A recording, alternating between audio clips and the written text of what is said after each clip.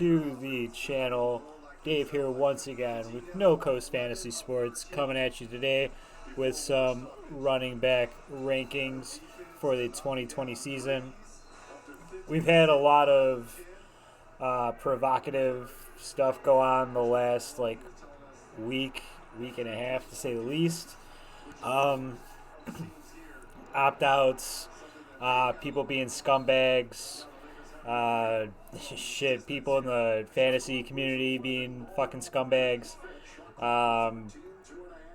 Just a lot going on. But anyway, we're going to get down to business. Get right into this here because some of it's new, some it's not. And I feel like some of my stuff differs a little bit from the expert consensus. Not a whole lot, though. Alright, so Christian McCaffrey is my tier 0, RB1, straight up. Saquon, 2, also tier 0. Saquon can overtake McCaffrey for this number 1 running back spot this year. Keep that in mind, but he's fine, 2 pick. I've seen him go at the 1. Zeke, first running back out of tier 1. Kamara, number 4, second running back out of tier 1. He should have a big year, barring any additional injury setback.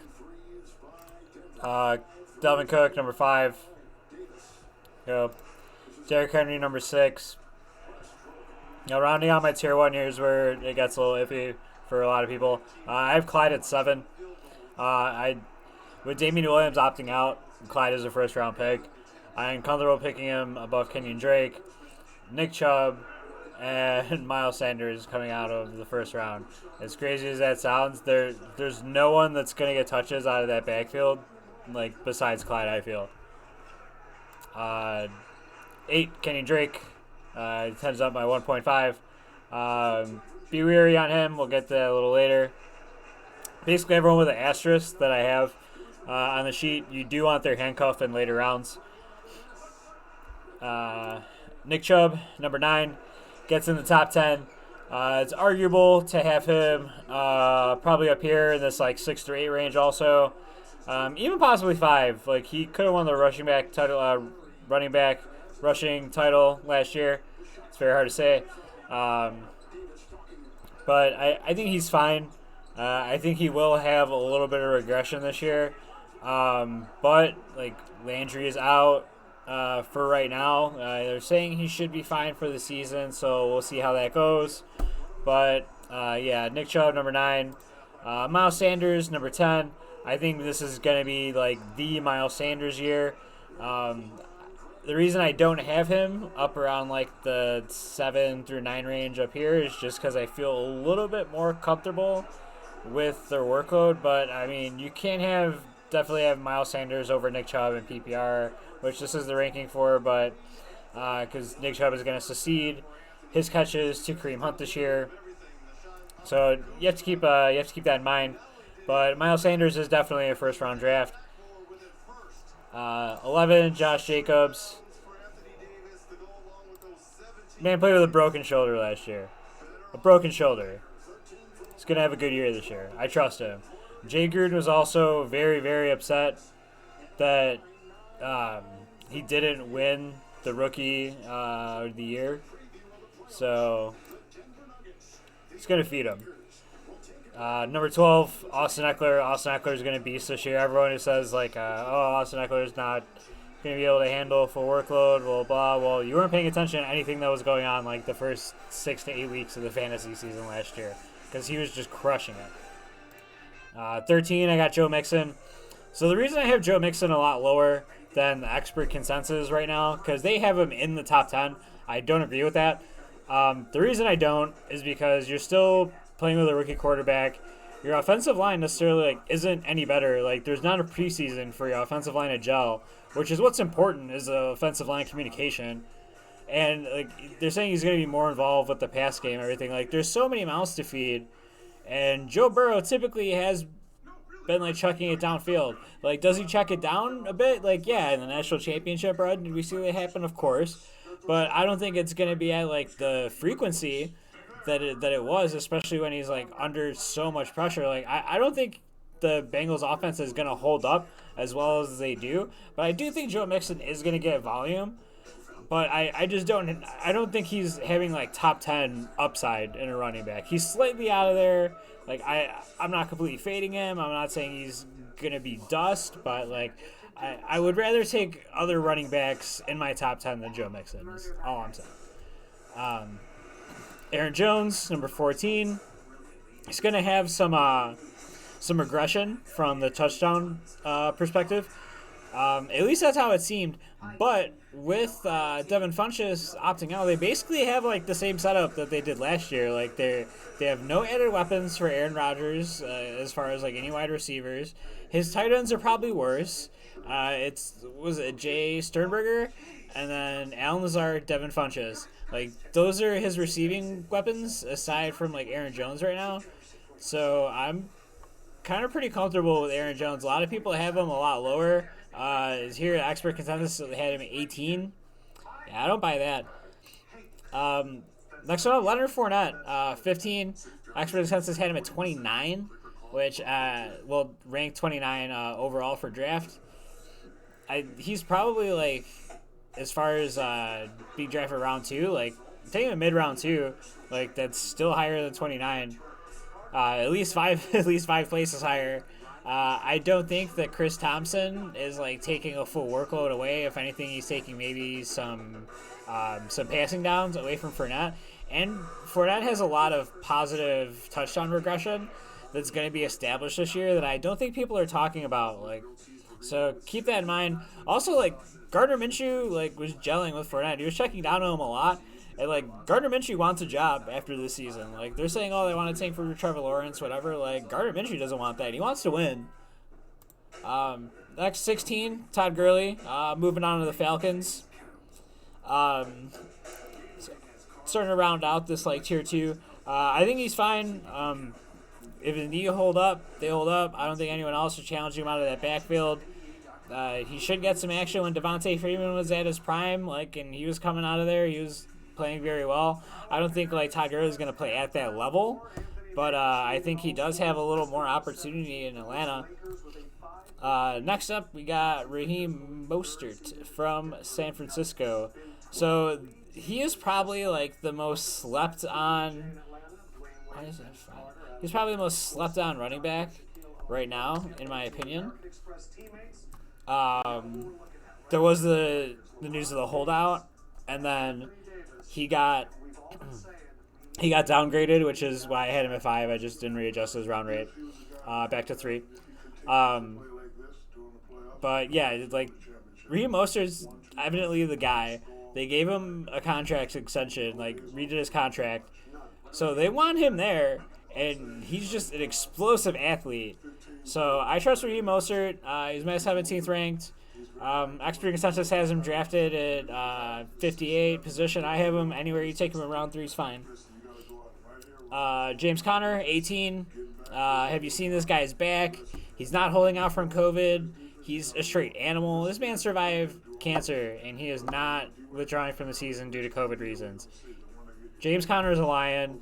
I think if Ben Roethlisberger is healthy, I think James Conner has a lot of opportunity. Next up, Chris Carson. I think this is one of the more controversial running backs on the list. That's like a starting running back for a team, as far as like that's concerned. He's coming off like this hip injury, right? Like him starting the season is like cloudy from what I've been hearing, and I'm not necessarily like too keen on if he's like gonna be like held back in any sort of way. Like I don't know who's gonna come out that backfield because Rashad Penny's on the pup list for the first like 6 to 8 weeks of the season, and every time Chris Carson gets hit, like he has a possibility of re-aggravating that hip injury that held him out at the end of last season. So he's probably one of the ones that like I'm least high on, but if he's there like towards the end of round 3, like I'm kind of fine with that. Number 20, I got David Johnson. Moving on to Houston. I have him in the round 3. He's the top end of my tier 3. I think he's fine. Like I would rather obviously have David Johnson than everyone else in my tier 3. So I think it's okay. 21. Le'Veon Bell, Jets. I mean, nothing much needs to be said about that. They had some improved O-line work going on. So, I mean, Le'Veon Bell's fine. Taking him in the third round. Late there. Maybe in fourth round if he's there, but he's okay. Melvin Gordon coming in for Denver. 23, James White. So, Sonny Michel had this, like, top secret foot surgery in the offseason. They said originally it was a procedure / surgery slash like just work that needed to be done, like some sort of light work, but nothing major, right? So went out with that. Then it comes out that like, oh, they just have him on the PUP list, but like they have him on the PUP list, but they're saying they can like activate him anytime, and he could be fine for week 1, like anything like that. All right. If you're saying it that way, I definitely don't want anything to do with Sonny Michel like coming out of my draft. I would definitely want James White.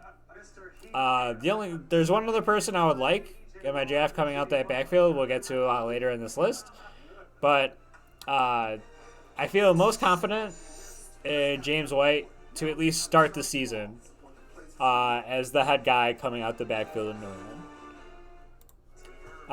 24, Jonathan Taylor. Go to the 4th round. I've seen him go in like 3rd round in leagues, but I feel confident taking him in the 4th. We don't know who's going to start between him and Marlon Mack. I do like Jonathan Taylor like miles more from a talent perspective and from a ceiling perspective than Marlon Mack, but just buyer beware. Next up, Mark Ingram, rounding out my tier 3. For David Montgomery from the Chicago Bears in my 3.5. So David Montgomery should have some positive regression. Let's hope. He was like 5th in yards after tackle. We had like Zeke, Dalvin Cook, like Leonard Fournette. So, I mean, talent's there. The coaches like him. They want to give him the ball more. The offensive line sucks. And no one knows who the hell the quarterback is. So, if David Montgomery is like your 3rd or 4th running back, that's fine. If he's your 2nd running back, it's not good. So, you want running back depth this year. 27, we got Devin Singletary. He's my 3.5 tier. Ending out the running back, so I'll take in round 4. The talent's immense. They love Devin Singletary. I'm just weary with them bringing Zach Moss in is all. But I do love him. He's falling a bit more, like more and more in drafts. So, I mean, if Devin Singletary falls in, like, round 5 or so, like, I have no hesitation on taking Devin Singletary. Next, Cam Akers, LA Rams, round 5. Same thing. He starts on my tier 4. We're on him, whether it's him or Darrell Henderson. Next up, we got Kareem Hunt at 29. So Kareem Hunt is supposedly going to be working a lot out of the slot this year. Keep that in mind because you can take Nick Chubb and then take Kareem Hunt again as a mid-round and not feel bad about it, especially if Jarvis Landry is missing time like the first couple of weeks of the season, and then you want to either trade off Kareem Hunt for a higher rate than you drafted him for someone like, say, like Jonathan Taylor, who's having like a kind of crappy like first 5 weeks or so like that, and you want to be like, hey man, I'll trade you like Kareem Hunt for Jonathan Taylor. If that's something you want to do, if you like set a wide receiver and you want a running back to like maybe take you down the stretch, or maybe you just want to keep the Nick Chubb handcuff, whatever you want to do. But either way, that's fine. Number 30, we got DeAndre Swift from Detroit. I think he's going to lead the backfield. Kerryon Johnson always gets hurt, and I don't necessarily trust him, and he leaves us absolutely no reason why we should trust him. Matt Patricia, when talking about why he did not play Kerryon Johnson last year, he simply said, if I put him out there, he's going to get hurt. Like, I'm not putting him out there for his own good. So, like, that leads you to believe, like, a lot of people shit on Matt Patricia is being like, oh, he's a shitty coach, like, blah, blah, blah. Like, he obviously cares about the guy, not to run him into the dirt and ruin the rest of his life. So, throw that out there. All right, this is where things get iffy. So this is probably the most clouded backfield now in the league since we have no idea what the hell is going to go on. So 31, I put Antonio Gibson because I think he's going to be the one that's leading the backfield coming out of Washington. I have him leading my 4.5 tiers. The only person there, him going around, I would take him in round 6 comfortably. As far from what we're hearing, he is going to be leading that backfield.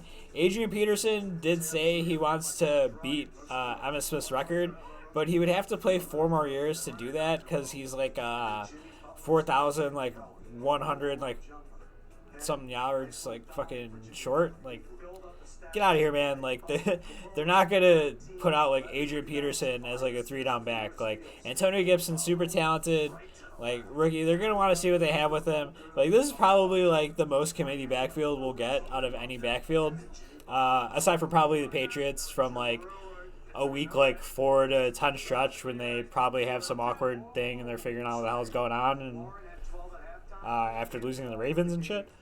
But yeah, I'd feel most confident Antonio Gibson leading this backfield. Keyshawn Vaughn, Tampa Bay. Once again, I think he's probably going to lead this backfield. Like, Ronald Jones isn't that great, and Kenyon Barner is like, it's not that great either. So yeah, he leads my tier 5. I'm going at 6. 33, Matt Breida. I think Matt Breida comes out of Miami as the man. He's super talented. I think he is more talented than Jordan Howard. They're pretty close, but I like Breida a little bit more, strictly based for like the pass catching game. Next up, J.K. Dobbins. So I think towards the end of the year, like week like 6, 7-ish, I think we start seeing this thing going on where it's this vibe like Kamara and Ingram had in New Orleans. And I think we're going to be seeing that in Baltimore with J.K. Dobbins and Ingram and Lamar. I think this team's going to have some swag about them next season. And I think they're one of like the hotter teams to watch in fantasy for obvious reasons. But definitely J.K. Dobbins, like 1,000% dynasty leagues. If this isn't his year, like that backfield is his next year. But I think he can definitely take the reins towards the end of the season.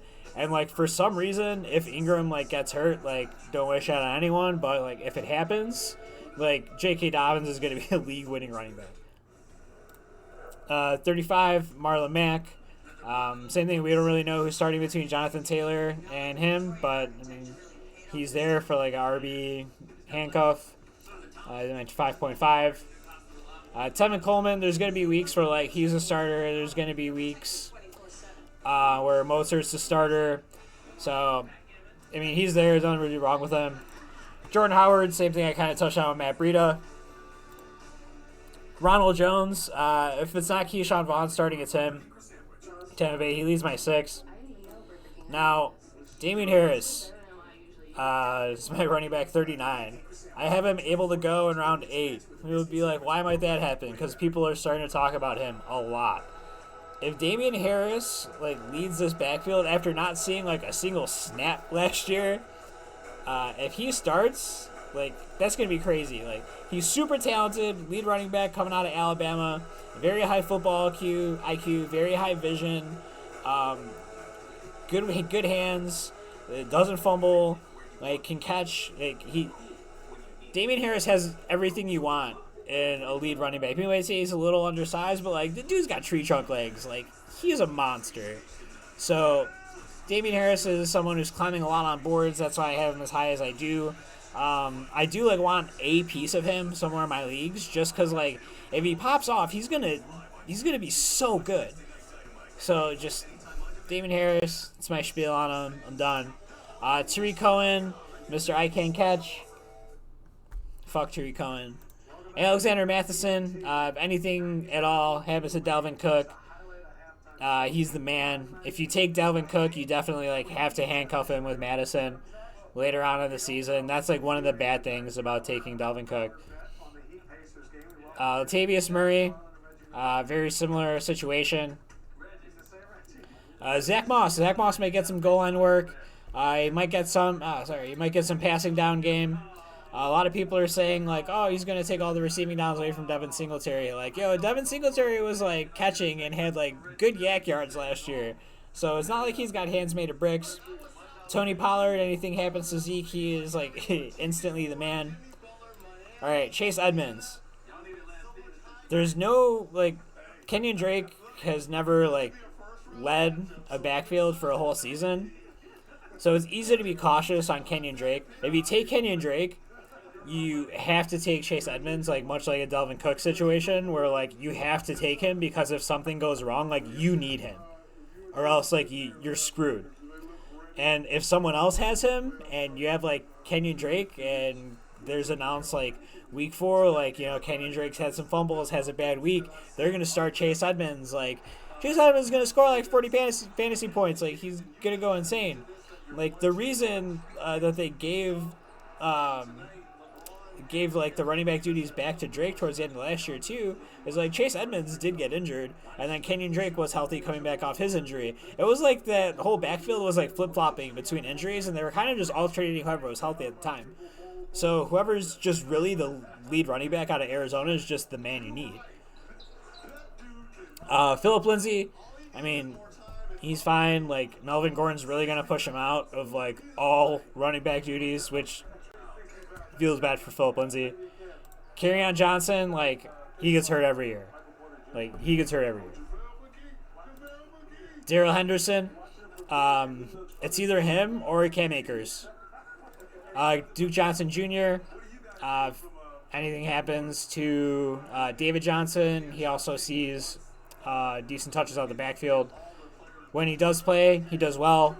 He's just never been given those duties, and that sucks for him, but he's got talent. Last one on the top 50. I'm only going to 50. Bryce Love. So it's either Bryce Love or Antonio Gibson leading the backfield. I don't see it being Adrian Peterson for a long-term stance this season. So, I mean, don't sleep on Antonio Gibson and Bryce Love towards the end of your drafts. Like that. So that's all I got for you guys. Thank you very much for watching. If you watched this all the way, I very much appreciate it. Please like, comment, subscribe. Helps me out a lot as an independent content creator, getting my name out there, growing the channel, and just doing what I love to do, spreading the fantasy knowledge, spreading the love, helping you guys out. So hopefully this helps you guys if you win some leagues or anything like that. My socials are down low if you want to hit me up for anything like that, any questions. But anything, I'm always down to talk fantasy. That's what I love to do. Appreciate you guys. Stay healthy, and see you next time. We'll be back for wide receivers to end it with the top 75. Peace out.